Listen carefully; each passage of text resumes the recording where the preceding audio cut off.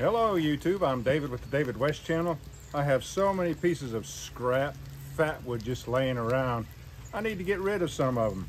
Let's do another demonstration of how to ignite fatwood in the rain. It will ignite readily.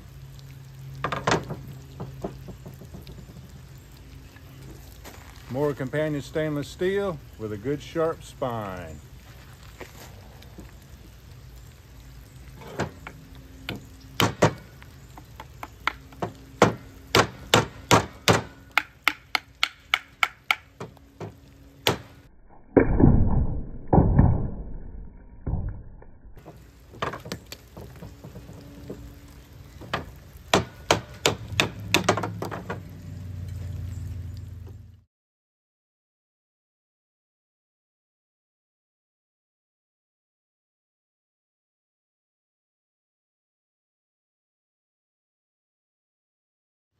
That's really going to make those wet batonings ignite.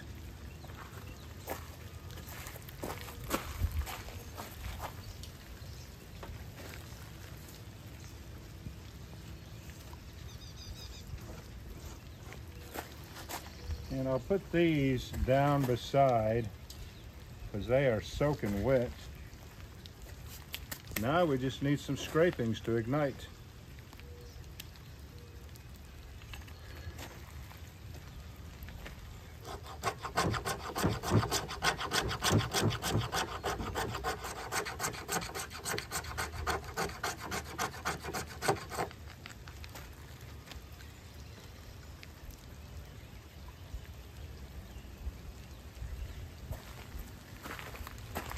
Now I'm down to the good stuff.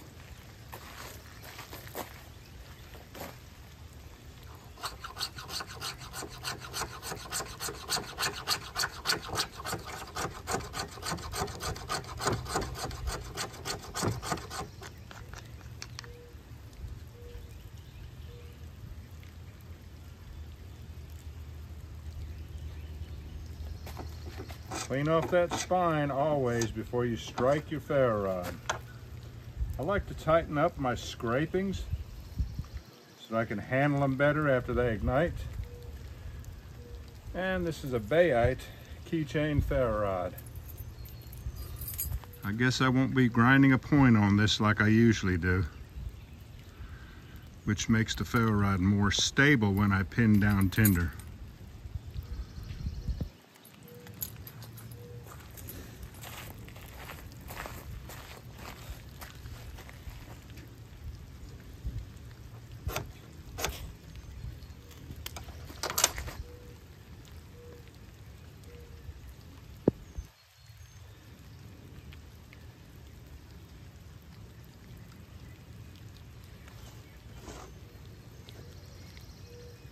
All right, let's go on time lapse until this gets fully engulfed in flames, and then we'll say our goodbyes.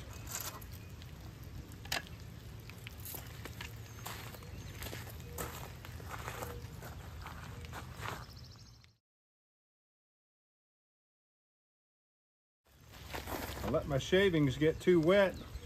The shavings didn't burn, so I'm going to make some 10 feather sticks.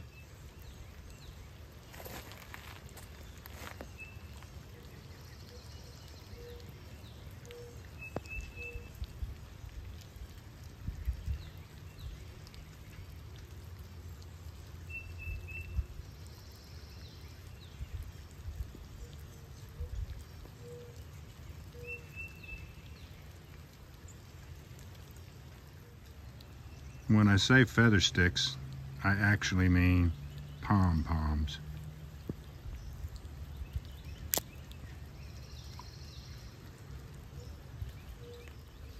All right, I put the Hobo stove underneath the fire table. Let's go ahead and make up some more scrapings.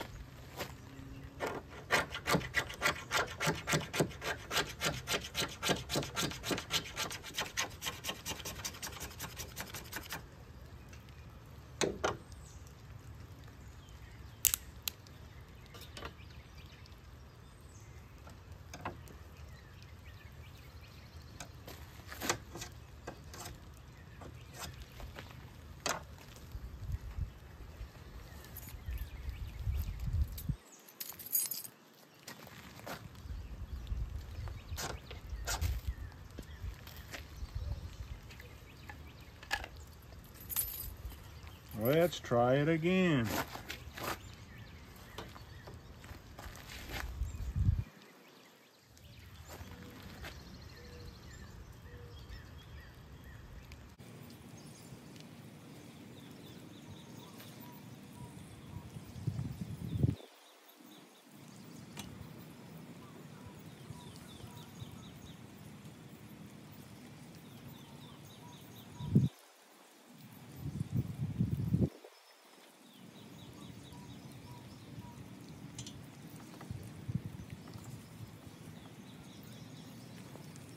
All right, I'll put you back on time lapse. See if it'll work this time.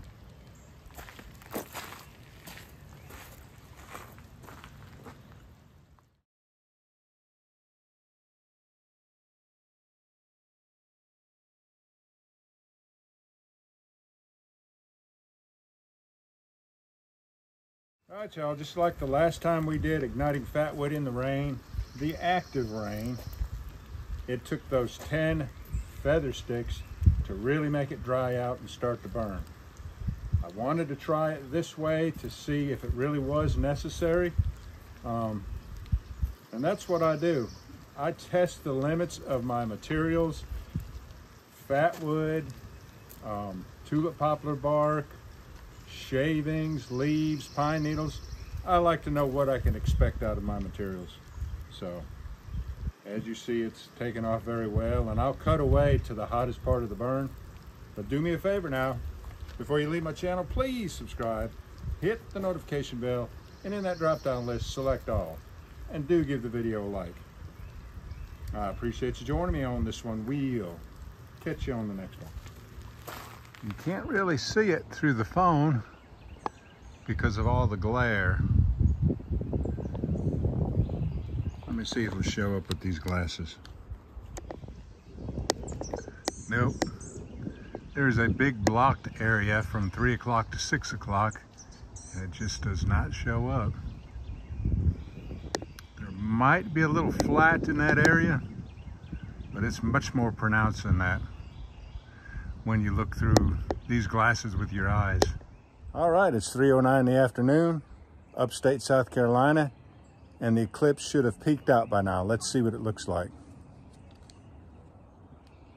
Now it is just a crescent sun. It's about 1/5 of the original size of the sun. Fascinating.